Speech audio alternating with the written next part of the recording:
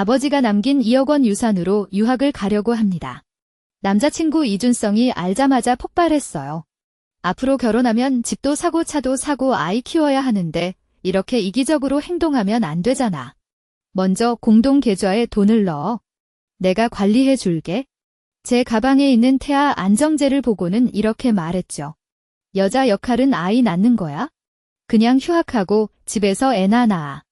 우리 엄마 말씀 잘 듣고 1억 원만 먼저 엄마 계좌에 넣어두면 내가 어쩔 수 없이 널 받아줄게. 공개 청혼식장에서 제가 녹음 파일을 틀었습니다. 공짜로 얻어먹으려는 건 안 돼요. 바로 옆에 아파트를 사고 월급 30만 원 직장을 구했죠. 퇴학당한 전 남친은 얼어붙었습니다. 일주일 전 아버지가 병으로 돌아가셨습니다. 학교에 일주일 휴가를 내고 장례를 치렀죠. 다시 학교에 와서 빈 교실에서 과제를 마구마구 채우고 있었는데 남친 이준성이 찾아왔어요. 최서혜, 외국 교환 학생 안 간다고 약속했잖아. 왜 또 지원서 냈어? 학생회장인 그는 이런 정보를 알 수 있었죠.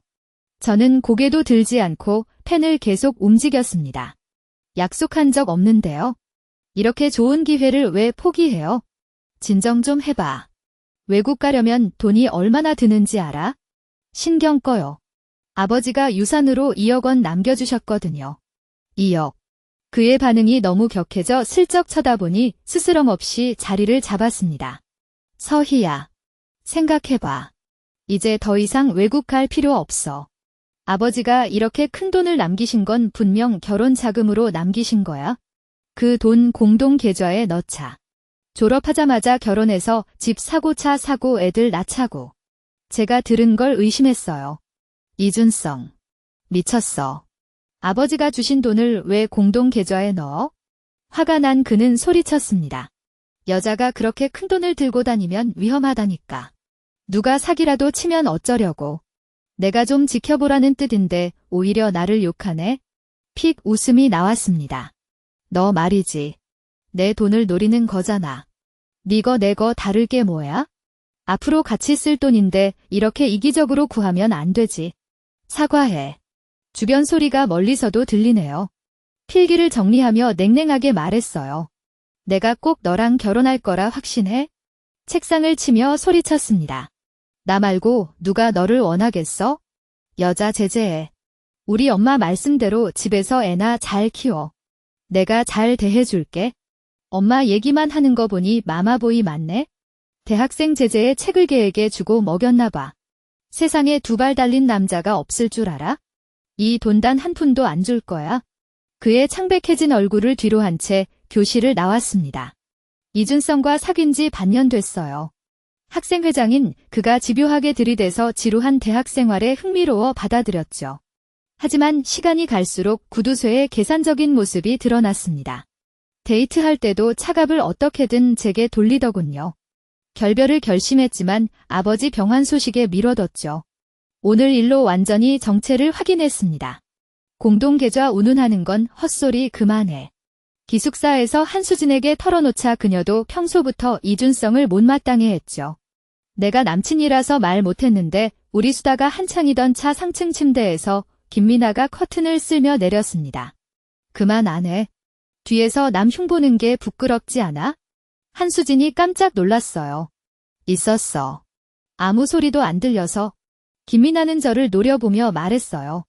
돈도 없으면서 이 회장님 험담이나 하네. 2억 있다고 잘난 척하기 전에. 우리 집은 그런 거 기본이야. 구찌 가방을 메고 문을 쾅 닫으며 나갔습니다. 한수진과 눈이 마주쳤어요. 그녀가 위로했죠? 김미나는 저지방 대저택의 아가씨니까 이런 소액은 눈에 안 들어와. 신경 쓰지 마. 고개를 끄덕였지만 어딘가 이상하다는 느낌이 사라지지 않았다. 나는 이준성에게 헤어지자고 말했고 그 후 며칠 동안 그는 찾아오지 않아 오히려 한숨 돌릴 수 있었다. 하지만 김미나가 요즘 밤에 안 들어오기 시작했다. 주말이던 그날 고모님이 전화를 걸어 병원에 같이 가자고 하셨다. 고모님 집은 내 집에서 멀지 않아 흔쾌히 승낙했다.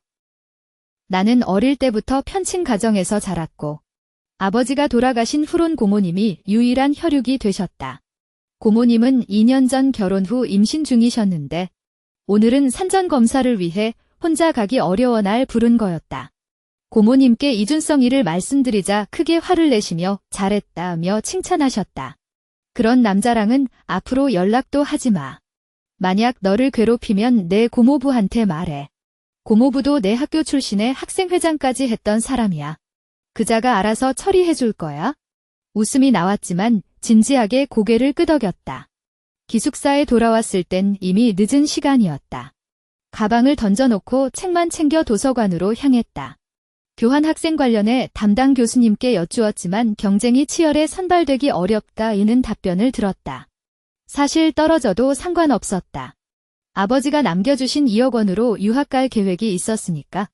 저녁 때 고모님께서 태아 안정제를 내 가방에 두고 오신 건 아닌지 확인 전화를 하셨다. 방을 뒤져봤지만 보이지 않아 병원에 두고 온 것 같았다. 별일 아니라고 생각했는데 오랫동안 연락 없던 이준성이 갑자기 찾아와 자기 어머니가 날 만나고 싶어 하신다는 거였다. 헤어지자고 했는데 무슨 상견례냐며 거절하려던 차. 이준성이 진지하게 말했다. 엄마가 건강이 안 좋으신데 멀리까지 너에게 사과하러 오셨어. 한 번만 만나줘. 연기라도 해줘야 엄마가 안심하실 거야. 나는 망설였다. 어릴 적부터 엄마가 없었던 탓에 너머니 마음 상할까 바라는 말에 흔들린 거다. 결국 학교 앞 식당에서 만나기로 했다. 기숙사에서 한수진과 사유를 분석해봤지만 도무지 이해가 안 갔다. 김미나가 갑자기 끼어들었다. 누구는 은혜를 입고도 건방지게 군다. 회장님이 왜 그런 사람을. 지난번엔 내가 잘못했지만 이번엔 아무 말도 안 했는데 왜 그렇게 말이냐고 따지자 김미나가 화를 냈다. 이준성만 보호하더니 설마 좋아하는 거야? 남이 버린 쓰레기를 그렇게. 김미나. 입이 왜 그렇게 더러워. 내가 아니었으면 회장님과 내가 이니. 어머. 맞았네. 이준성 같은 구두쇠도 좋아하는 사람이 있구나. 약속 시간이 다가와 더 말다툼하지 않았다. 식당에 도착했지만 이준성은 오지 않았다. 5분 뒤. 이준성이 중년 여성과 요구르트 박스를 들고 나타났다. 건강이 안 좋다던 그의 어머니는 우락부락한 체격의 오만한 태도로 날 내려다보셨다. 서희야. 이분이 우리 엄마야? 요구르트도 엄마가 사오신 거니까 고맙다고 해. 감사합니다. 아주머님. 그분은 대꾸도 없이 본론으로 들어갔다. 최서혜 양. 내 말 똑똑히 들어. 처음부터 내가 준성과 사귀는 걸 반대했어. 편친의 집안도 보통이라 도움될 게 없잖아. 하지만 2억 유산 얘기를 듣고 생각이 바뀌었어. 결혼은 허락하겠다. 단 1억은 집 사는 데 쓰고 나머진 내가 관리할게. 월급처럼 조금씩 줄 테니. 내가 멍하니 있자 이준성이 눈짓을 했다. 서희야. 엄마가 널 위해 그러시는 거야? 고맙다고 해야지. 혼인신고는 다음 달 10일로 정했어. 결혼식은 사치라 안 할 거다. 우리 집은 절약 정신이 중요하니까. 돈을 맡기는 것도 내가 함부로 쓰지 않게 하려는 거야. 이 순간 깨달았다. 이 가족 전부 다 정신이 이상하구나. 대학생으로서 어른들을 대할 때는 기본적인 예의는 지키려고 합니다. 아주머니. 오해하시는 것 같은데 전 이미 이준성과 헤어졌고 결혼할 생각도 없습니다. 그리고 임신도 안 했어요. 이준성이 당황하며 소리쳤어요. 거짓말도 적당히 해. 내 가방에 태아 안정제가 있는데 임신 안 했다고? 내 아들을 혼자서 키우려는 거야? 미쳤어. 내가 언제... 잠깐. 고모님의 태아 안정제. 머릿속이 복잡해졌어요. 분명히 그날 가방을 기숙사에 두고 왔는데 너 여자 기숙사에 갔었어? 당연히 아니지. 모함하지 마. 그럼 어떻게 내 가방에 태아 안정제 있는지 알았어? 이준성이 얼버무렸어요. 어쨌든 내 가방에 있었잖아. 시간 계산해보면 딱 맞아. 내 아들 맞을 거야. 사실 우리는 한 번 위험한 순간이 있었어요. 하지만 그는 3초도 채 못 버텼어요. 단 한 번뿐이었죠. 설마 그렇게만 해도 임신할 수 있다고 생각한 걸까?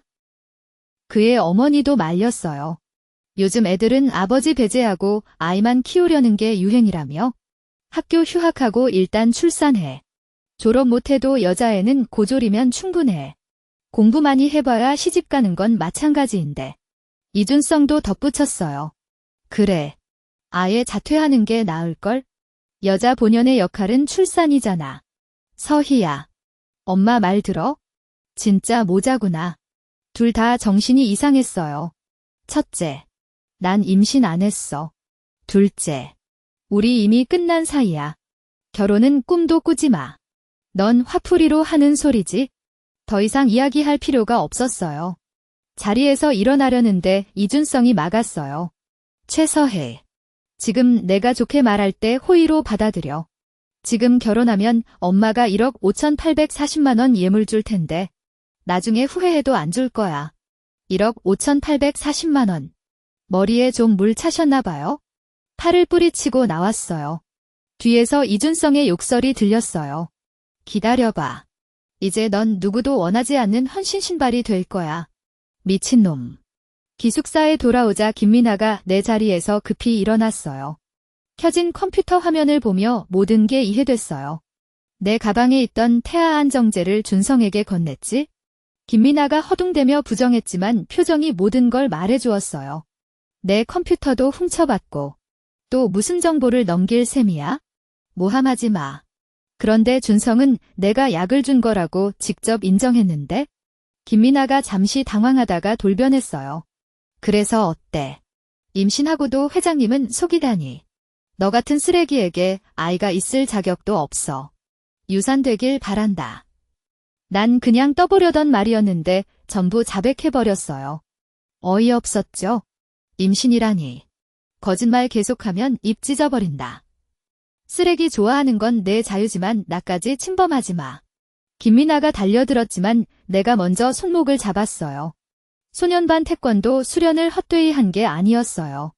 다시 한번 말하는데 너랑 이준성 눈치 있게 행동해. 안 그럼 동창 의리 같은 건 없다. 이준성이 가만히 있지 않을 걸 알았어요. 오히려 좋아요. 모두에게 그의 진짜 얼굴을 보여줄 기회니까. 김민아가 도망갔어요. 그날 저녁 기숙사 아래에서 소란이 일었습니다. 회장님, 여자친구에게 사과하러 오셨나 봐요? 와, 장미 한 다발이에요. 서희 선배 너무 행복하겠다. 이준성이 유세를 떨었어요. 여자애들이 원래 자주 투정 부리는 법이죠. 어쩌겠어요. 달래야지. 속이 울렁거렸어요. 아래층에 모인 사람들이 내 이름을 부르며 재촉했습니다. 발코니에 나가보니 이준성이 장미를 들고 주변에 군중들이 둘러싸고 있었어요. 선배님 용서해주세요. 회장님이 잘못했어요. 마치 리허설한 것처럼 단체로 외치는 소리가 울려 퍼졌어요. 속으로 어이없어 죽겠다. 이준성은 자기가 이렇게 하는 게 로맨틱하다고 생각하는 건 아니겠지? 완전 미친놈이네. 나는 급히 아래층으로 뛰어내렸지만 그는 내가 마음을 돌렸다고 생각하며 장미를 건네려 했다. 서희. 작은 소리 그만하고 화해하자. 내가 앞으로 나서며 바로 따귀를 날렸다. 이준성은 멍해졌다. 미친놈아. 감히 날 때리다니. 나는 저릿한 손을 흔들며 말했다. 너는 대중 앞에서 이러면 내가 타협할 거라 생각했어? 도덕적 협박. 미안한데 너한텐 도덕 같은 건 없어. 말을 마치자마자 휴대폰에서 녹음 파일을 틀었다. 마침 사람들도 많으니 다 같이 들어봐요. 이 회장님과 그 어머님의 어이없는 발언을. 감히 녹음을. 이준성이 허둥지둥 휴대폰을 빼앗으려 했지만 내가 재빨리 피했다. 스피커를 최대로 올리자 그의 목소리가 울려 퍼졌다. 돈은 다 내게 맡기고 용돈 받아가라. 여자가 책을 그리 많이 읽어봤자 시집가는 게 다 아니냐? 여자의 가장 큰 역할은 출산이다. 주변 사람들이 수군거리기 시작했다. 이 회장님이 그런 사람일 줄이야. 진짜 희한하네. 여성 존중은 개나 줘버린 사상이군. 전엔 괜찮은 사람인 줄 알았는데. 이준성의 얼굴이 파래졌다가 하얘졌다. 그는 손가락으로 나를 가리키며 소리쳤다. 최서혜. 너 자신은 뭐 그리 잘났다고 그래? 내 아이를 벤 주제에. 나 말고 누가 너 같은 양아치를 받아주겠냐? 계속 내가 임신했다는데 증거라도 있냐? 김민아가 내 가방에서 태아 안정제를 건네줬다. 임신 아니면 왜 그런 약을 먹냐? 김민아. 이준성이 입을 잘못 놀린 걸 깨닫고 멈칫했다. 나는 폭소했다. 내 가방에 있다고 내 거냐?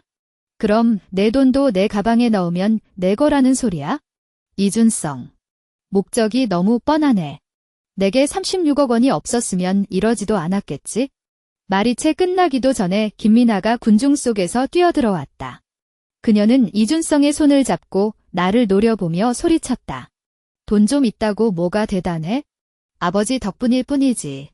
나도 이 회장님께 돈 줄 수 있어. 나도 아이 낳아줄 수 있다고. 너 같은 건 없어야 회장님이 편할 거야. 김미나의 말에 이준성은 감동받은 듯 했다. 하지만 그 둘을 제외한 모두가 어이없어 했다. 저 여자 누구야? 남자에게 아이 낳아준다며? 진짜 여성운동 물거품 만들겠네. 나는 두 걸음 물러서며 말했다. 둘 다 잘 어울리네. 영원히 행복하게 살아. 이준성은 공개적으로 맞은 걸 앙심으로 사마 학교 대형 채팅방에 내가 임신했다는 루머를 퍼뜨렸다. 김미나까지 증인으로 나서자 수많은 학생들이 열띤 논쟁을 벌였고 순식간에 내가 학교의 유명인이 되어버렸다. 하지만 나는 이미 이준성의 수법을 예측하고 있었다. 학생회 출신인 그는 여론조작의 달인이었지만 오히려 더 크게 번지길 바랐다. 나는 고모부에게 연락해 로펌의 에이스 변호사 팀을 빌렸다. 그런데 식당에 고모부와 함께 들어서자마자 이준성과 김미나가 뒤따라오는 걸 예상치 못했다. 이준성이 내 팔을 잡았다. 김미나, 이게 다 새 금주님을 꼬셨구나. 고모부를 힐끔 보며 비아냥댔다. 이 중늙은이한테서 얼마 받았냐? 설마 애가 이 사람 자식이냐? 진짜 뻔뻔하기도 하지. 이준성이 말을 끝내기도 전에 고모부가 발로 걷어찼다. 김미나가 허둥대며 그를 부축했다. 이 간통 남녀가 백주대나대 사람을 치다니. 신고할 거야. 배를 움켜쥔 이준성이 나를 노려보았다. 최서희, 내가 이럴 줄은 몰랐다. 미나 말이 맞아. 너 같은 건 가치가 없어. 그래서 후회할 거냐? 이준성이 허세를 부리며 김미나에게 이끌려 사라졌다. 고모부가 어이없다는 표정으로 물었다. 내가 사귀던 남자애가 그거야? 흑역사는 묻지 말아주세요. 삼촌은 내 의도를 눈치채자 말없이 바로 연락을 해주셨다. 게다가 졸업 후 진로 문제까지 언급하시며 내 이모 말로는 유학 가고 싶다는데 요즘 해외 사정이 안 좋아서 걱정된다더라. 혹시 우리 회사에 들어올 생각 없니? 우수한 신입도 뽑고 있는데 라고 제안하셨다. 삼촌의 회사는 도시 최대 기업이라 불릴 만큼 규모가 컸다. 기회가 된다면 좋았겠지만 나는 실력으로 들어가고 싶었다. 삼촌은 내 뜻을 이해해 주시며 달았어. 뒷말 나올 일 없도록 처리해 줄게 라고 다짐하셨다. 교환학생 선발에서 탈락하자 이준성과 김미나가 날 찾아와 조롱했다. 이준성은 김미나의 손을 잡고 뻔뻔하게 말했다. 최서희, 너랑 헤어져서 정말 다행이야. 미나는 36억 원이 넘는 명품백도 사줄 만큼 너보다 훨씬 너그러운 여자야. 김미나는 배를 쓰다듬으며 다빠가 나를 고시 그룹에 취직시켜주셨는데 연봉이 54억 원이래. 이제 너만 바보 되는 거 알아? 라고 자랑했다. 고시 그룹 면접 당일. 이준성이 행정실에서 나를 가로막았다. 너 같은 문란한 여자가 감히 여기에 오다니. 미나 아빠가 면접관이란 거 몰라? 내가 한마디면 넌 절대 못 들어가. 그때 마침 지나가던 김 부장이 상황을 파악하자 이준성이 소리쳤다. 저 여자 혼전 임신의 후원자까지 둔 문제아예요. 이런 인간을 뽑으면 회사 이미지만 떨어집니다. 그 순간 삼촌이 등장하시자 이준성이 비웃으며 저놈이 최서의 후원자예요. 이 불륜 커플을 즉각 추방해야 합니다. 김 부장의 얼굴이 새파래졌다. 삼촌이 차가운 목소리로 물으셨다. 김 부장, 이 자리가 당신 사유지인가요? 회사 인사권을 마음대로 휘두르고 있군요. 결국 김 부장 부자는 징계를 받았고 나는 실력으로 고시 그룹에 정식 입사했다. 이준성의 거짓말은 모두 증거로 포착되어 SNS에서 역공당했고 그는 결국 대학에서 제적당했다. 복도에서 우연히 마주친 그가 울먹이며 사과했지만 이미 때는 늦었다. 당신이 스스로 심은 씨앗이에요 라고 말하며 냉정하게 지나쳤다. 김 매니저가 즉시 부인했다. 아닙니다. 아닙니다. 오해예요. 다 오해라니까요. 고 총괄님. 전 이 사람을 전혀 모릅니다. 이준성이 멍해졌다. 아버지. 저는 당신의 사위가 될 사람인데 어떻게 모른다고 하시죠? 김 매니저가 그의 입을 틀어막고 싶은 표정으로 입 다물어. 라고 소리쳤다. 이 작은 소동 때문에 내 면접 시간은 오후로 미뤄졌고 다시 면접을 볼 때는 면접관이 이미 바뀌어 있었다. 삼촌이 말하길 그 김 매니저는 이미 해고 처리됐다고 했다. 회사 문을 나서는데 김 매니저가 길거리에서 이준성을 욕하고 있었다. 이 멍청아. 내가 절대 김미나를 너한테 시집 보내지 않겠다. 하지만 김미나가 이미 내 아이를 가졌다고요. 그래도 안 된다. 당장 꺼져. 여름 더위에 아이스크림을 사서 구경하며 지켜보고 있었다. 김 매니저가 떠나기 전 화가 머리 끝까지 난 듯 이준성의 뺨을 후려쳤다. 이준성이 얼굴을 붙잡고 나를 보더니 머리에서 연기가 나는 듯 했다. 최서혜. 또 너냐?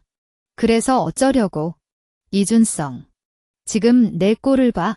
길거리 개랑 다를 게 뭐 있냐? 속이 후련한 순간이었다. 하지만 일은 아직 끝나지 않았다. 이준성과 김미나가 나에 대해 퍼뜨린 허위 사실에 대해 변호사가 서류를 모두 준비해뒀다. 내가 신고만 하면 바로 고소할 수 있는 상태였다. 때를 기다릴 필요 없이 지금이 바로 그때라고 생각하며 수갑을 채웠다. 두 사람이 소환장을 받았을 때의 얼굴은 정말 어이없는 표정이었다. 김미나가 흐트러진 모습으로 소리쳤다. 최서혜. 너 어떻게 이렇게 잔인할 수 있어? 내가 우리 아빠 일자리까지 빼앗고 이제는 나까지 고소하려고 해? 인간적으로 너 마음이 검은 거 아니야? 나는 무죄를 주장했다. 첫째. 내 아버지 일자리는 이준성이 입이 가벼워서 잃은 거고 나랑은 상관없어. 둘째. 내 마음은 내 것보다 깨끗해. 김미나가 미친 듯이 소리 질렀다. 최서혜 너 죽어버려. 평생 결혼도 못하고 아이도 못 가져라. 오히려 고마운 저주에 진심으로 감사의 인사를 전했다. 고마워요. 김미나 씨. 결과는 간단했다. 두 사람이 공개적으로 사과하거나 감옥에 가는 것 중 하나를 선택해야 했다. 이준성이 결국 두려움에 떨며 학교 포럼에 사과 영상을 올리고 모든 거짓말을 정정했다. 과거에 나를 모욕했던 동기들도 하나둘씩 찾아와 사과했다. 시간이 지나 이준성은 학교에서 제적당했다. 이유는 간단했다. 내 삼촌을 건드린 대가였다. 졸업을 앞두고 한수진과 함께 졸업사진을 찍다가 학교 문 앞에서 이준성과 그의 어머니를 마주쳤다. 이준성의 어머니는 별말 없이 내 앞에 무릎을 꿇었다. 아가씨, 제자가 잘못했어요. 용서해주세요. 졸업장만은 받게 해주세요. 한수진이 날 뒤로 끌며 소리쳤다. 경비 아저씨, 여기 문제 있소. 경비원이 몽둥이를 들고 달려나왔다. 하지만 이준성 어머니는 눈물을 흘리며 매달렸다. 제발, 이 불쌍한 어미를 봐서 용서해주세요. 아주머니, 잘못한 만큼 책임져야 하는 게 당연하죠. 제가 도울 수 없어요. 내 말에 이준성이 어머니를 끌어올렸다. 엄마, 그녀한테 빌지 마. 제적당해도 상관없어. 어머니가 순간 그의 뺨을 후려쳤다. 무슨 소리야. 내 대학 졸업장이 내 전부라고. 결국 이준성도 무릎을 꿇었다. 죄송합니다. 제가 죽을 죄를 지었어요. 나는 손을 저으며 말했다. 용서. 그런 건 없어. 이후 그 모자는 고향으로 돌아갔다는 소식을 들었다. 김미나가 한 번 더 찾아왔을 땐 배가 약간 불러온 상태였다. 이준성 어디로 숨겼어? 왜 연락이 안 되냐고. 그녀의 외마디 질책이 공중에 흩어졌다. 정말 어이없네. 이 김미나도 머리가 안 좋은 것 같아. 하지만 그들이 어떻게 되든 난 내 신념을 지키면서 현명하게 행동할 거야. 여기까지.